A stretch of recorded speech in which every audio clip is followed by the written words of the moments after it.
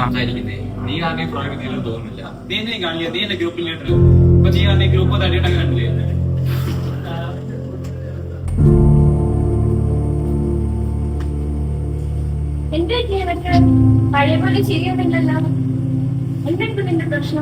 നിനക്ക് എന്ത് പറ്റി? നിന്നെ ഡിപ്പെൻഡ് ചെയ്തല്ലേ അവരെല്ലാം നിൽക്കുന്നത്. അപ്പൊ നീ ഇങ്ങനെ തുടങ്ങിയ എങ്ങനാ? എനിക്കിത് മാനേജ് ചെയ്ത് പോകാൻ പറ്റുമോ തോന്നുന്നില്ല. നിനക്ക് ഓർമ്മയുണ്ടോ ഈ പ്രോജക്റ്റ് എങ്ങനെയാ തുടങ്ങിയെന്ന്? എന്താ കാണിക്കുന്നേ? ഇതിന്റെ സമയത്ത് തീർക്കാൻ പറ്റുമോ തോന്നുന്നില്ല. അവൻ കാരണം നമ്മുടെ ജോലി ഇത് നിനക്ക് കിട്ടുന്ന പ്രശ്നം. ഇതിപ്പോ അവൻ തട്ടിയെടുത്ത് എത്ര എക്സ്പീരിയൻസ് ഉള്ള നിനക്കാ കിട്ടേണ്ടത്. രവിയും കൊണ്ട് ഈ വർക്ക് ചെയ്യാൻ പറ്റുമെന്ന് തോന്നുന്നില്ല. ആ വർക്കിൽ എനിക്കറിയാം രവി ഈ വർക്ക് ചെയ്യാൻ പറ്റുന്നത്. അതുകൊണ്ടാണ് ഞാൻ അവന് ഈ വർക്ക് ചെയ്യണ്ടേ? അവനോട് പറയുന്നോ? ഞാൻ അവനെയാണ് ഏൽപ്പിച്ചത്. അവനോട് വിളിച്ച് അന്വേഷിച്ചിട്ട് പറയാം, അറിയിക്കാൻ പിന്നെ വേണ്ടത്. രവി അത്യാവശ്യം പ്രൊജക്റ്റ് ആയിട്ട് എന്റെ രണ്ടേക്ക് പെടുന്നു പറഞ്ഞു.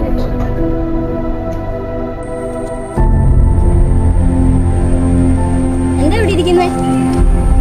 എന്നെ പ്രോജക്ട് മാനേജർ വിളിച്ചിട്ടുണ്ട്. എനിക്ക് പോയി കണ്ടേ പറ്റുള്ളൂ. നിന്നോട് ഞാൻ മുമ്പേ പറഞ്ഞില്ലേ, നിന്നെ ഡിപ്പെൻഡ് ചെയ്ത് അവരെല്ലാം നിൽക്കുന്നു. അപ്പൊ നീ ഇങ്ങനെ ഇരുന്നാൽ ശരിയാവത്തില്ല. ഞാൻ മെന്റലി സ്റ്റേബിൾ അല്ല, നിനക്ക് അറിയാലോ. ഇപ്പൊ നിന്നെ ആ ഗ്രൂപ്പിനും ആ കമ്പനിക്കും ആവശ്യമുണ്ട്. എനിക്കിങ്ങനെ ഒരു സിറ്റുവേഷൻ വന്നപ്പോ എന്റെ കൂടെ ആരും ഇല്ലായിരുന്നു. അപ്പൊ എനിക്കെന്താ സംഭവിക്കുന്നത് അറിയാമോ? നീ ഇപ്പൊ എന്ത് ഇങ്ങനെയൊക്കെ പറയുന്നേ? നിന്നെ ഡിപ്പെൻഡ് ചെയ്ത ആ കമ്പനി ടീംസ് എല്ലാവരും നിൽക്കുന്നു. അപ്പൊ നീ ഇങ്ങനെ ചെയ്താൽ ശരിയാവില്ല. പോയി മാനേജറിനെ കണ്ട് നീ ഇത് ഏറ്റെടുക്കാന്ന് പറഞ്ഞു.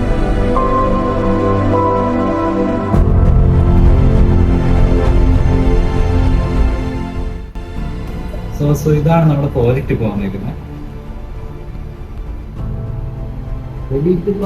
അത്യാവശ്യം ഒന്നും ആയിട്ടില്ലല്ലോ. അപ്പൊ അങ്ങനെ ടൈം ഇനി ബാക്കിയുണ്ട്. തന്നെ കൂടെ ചെയ്യാൻ പറ്റുമെന്ന് ഓർത്താണ് ഞാൻ തന്നെ ചെയ്തിട്ടേക്കുന്നത്. തന്നെ വേണ്ടി ഞാൻ പലരും എതിർത്താണ് ഈ കമ്പനി നിൽക്കുന്നത് കാര്യം. അപ്പൊ ഞങ്ങളുടെ ടീം ഇത് ഏറ്റെടുത്തിട്ടുണ്ട്. ഞങ്ങൾക്ക് കാത്തി സമയത്ത് താൻ എന്നെ പൂർണ്ണമായിട്ട് ഇതാണ് ഞാൻ തന്നെ വിശ്വസിക്കുന്നു. ടൈം തീർത്താ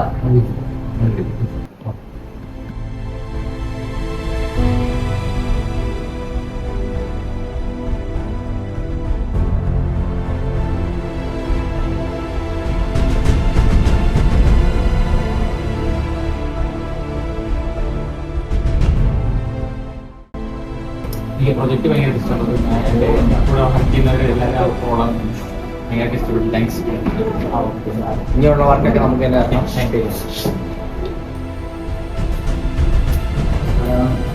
നമ്മുടെ പ്രൊജക്റ്റ് സക്സസ്ഫുൾ ആയിരുന്നു. ഭയങ്കര വർക്ക് ഇഷ്ടപ്പെട്ടിട്ടുണ്ട്.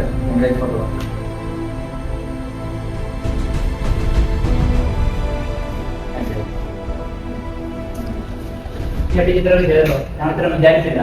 ഞാൻ ഒറ്റയ്ക്കല്ലായിരുന്നല്ലോ, എന്നോട് അവളും ഇല്ലായിരുന്നു. ആര്? അന്വേഷി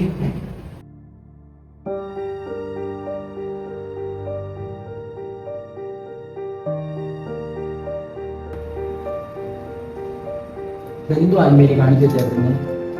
ആവശ്യത്തിൽ കൂടുതൽ സമയം തന്നു, ആവശ്യത്തിൽ കൂടുതൽ ഇതിൽ സഹായം തന്നു. എന്നിട്ട് ചെയ്യാൻ പറ്റത്തില്ലെന്ന് വെച്ചാൽ എന്തോ കാണിക്കുന്നു. പറ്റത്തില്ലെങ്കിൽ നിർത്തി പോകും. കമ്പനിയും വേണം ഇങ്ങനെ ആളെ.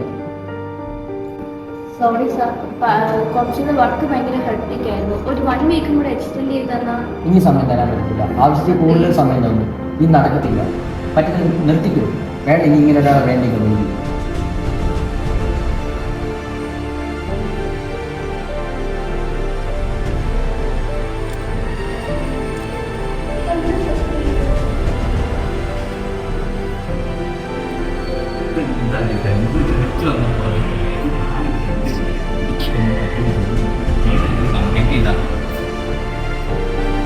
ഇവർ ആന്മേരി എന്ത് പോയി കാണിച്ചത്? ഇങ്ങനെയാണോ ഒരു പ്രൊജക്റ്റ് ചെയ്യുന്നത്? തന്നെ കൊണ്ടൊന്നും പറ്റത്തില്ലെന്ന് മനസ്സിലായി. ഇനി ആന്മേരി കമ്പനി നിൽക്കാൻ വേറെ നല്ലൊരാളെ വെച്ച് ഞങ്ങൾ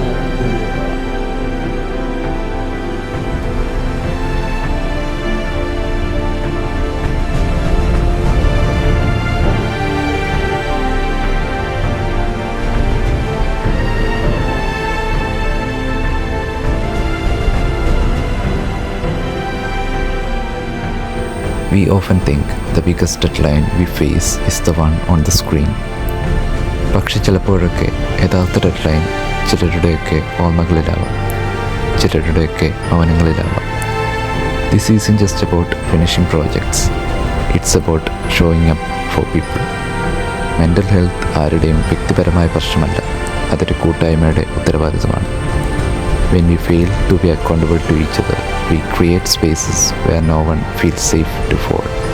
And no success is worth it if it costs someone their peace.